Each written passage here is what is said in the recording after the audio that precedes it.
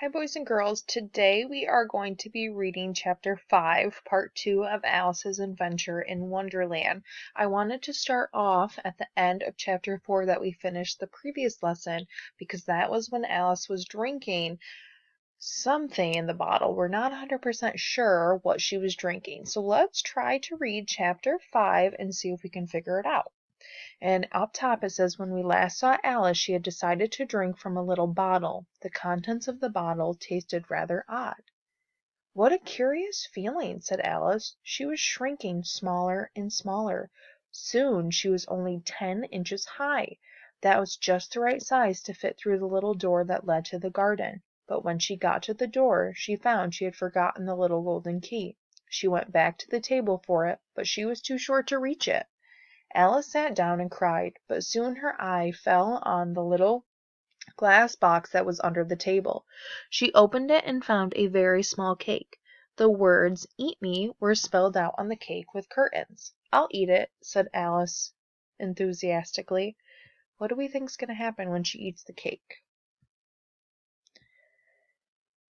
Alice found the small cake. And you can see how tiny she is compared to the glass table legs.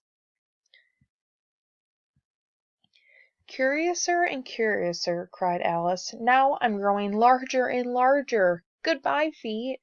Alice's head bumped against the roof of the hall. She was 9 feet tall. She grabbed the little golden key and ran to the garden door, but she was now too large to go through the doorway. All she could do was peek into the garden with one eye. Alice grabbed the key. Alice sat down and began to cry again. She went on, crying gallons of tears until there was a large pool around her.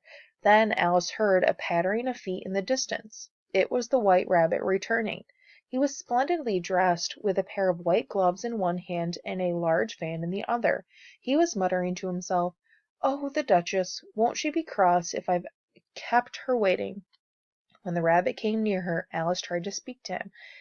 "If you please, sir—" The rabbit was startled. He dropped his gloves and his fan and scurried away into the darkness. "How odd everything is today," said Alice. This is when Alice saw the White Rabbit again. And you can see in the picture, just like it said above, that she's crying. You can see the tears all around her, and the rabbit when he was startled and how he dropped his fan and his gloves. As she said this, Alice could see that she was shrinking again. In another moment, splash! She was up to her chin in water. Poor Alice was swimming in a pool of her own tears. "I wish I hadn't cried so much," said Alice as she swam around in search of a way out. Thankfully, Alice did find a way out. She was not one for sitting still doing nothing, so she began to wander further and further into Wonderland.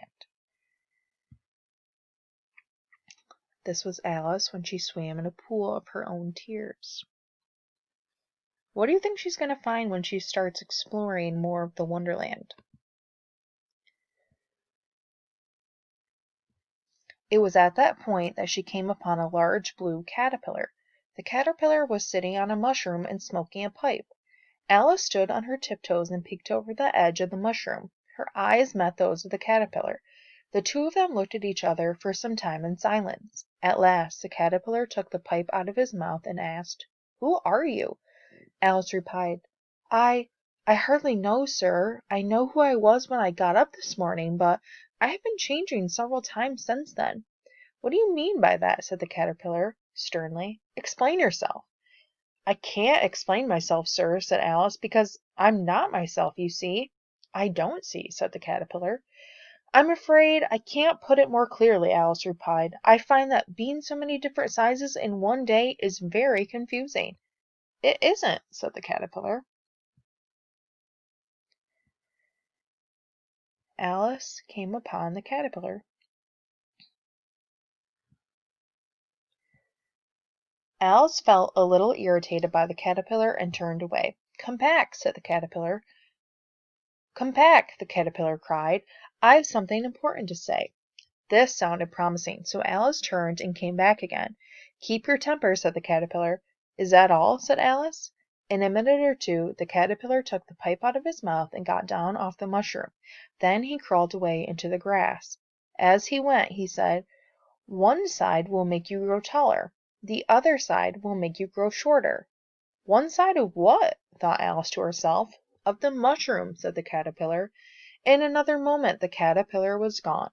Alice broke off a bit of each side of the mushroom. She ate small bites and managed to bring herself back to her normal height.